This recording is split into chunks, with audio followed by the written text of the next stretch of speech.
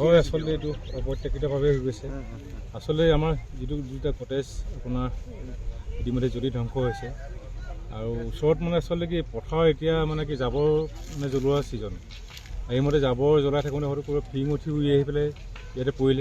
পেলাই হঠাৎ তাৰমানে খুব ব্যাপকভাৱে খুব কম সময়ৰ ভিতৰতে আচলতে এতিয়া মানে অগ্নিত জাহ হৈ গ'ল এতিয়া আমি সন্দেহ কৰিছোঁ নিশ্চয় চাগে পথাৰত যি মানে জাবৰ জ্বলোৱা আছে জাবৰ জ্বলোৱাৰ পৰা ফিং উঠি কেনেবাকৈ ইয়াত আহি যিহেতু এইটো খেৰী ঘৰ তেনেকুৱাকৈ খুব কম সময়ৰ ভিতৰতে তাতে জানেই এতিয়া ফাগুন চ'তমহীয়া খুব বেছি শুকাই থাকে আচলতে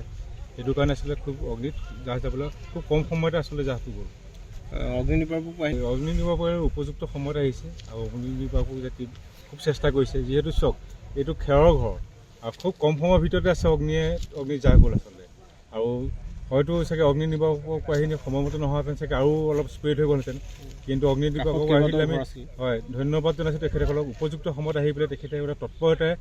অগ্নি নিৰ্বাপকৰ ক্ষেত্ৰত যিখিনি সহায় কৰে তাৰ কাৰণে মই পুনৰবাৰ তেখেতক ধন্যবাদ জনাইছোঁ তেখেতসকলক দি থকা হৈছিলে দি পেলাই জুইটো নুমোৱাৰ এঘণ্টাৰ পিছত আপোনাৰ লাগিছে আৰু মানে তাৰ পৰা উৰি আহি পেলাই লাগে কিমানমান সম্পদ এতিয়া কি বুলি ক'ম দুটা কটেজ গৈছে 15 লাখমান টকাৰ ভিতৰত হ'ব যিকোনো খবৰৰ বাবে যোগাযোগ কৰক 7099017330 লগতে 7099017110 নম্বৰত।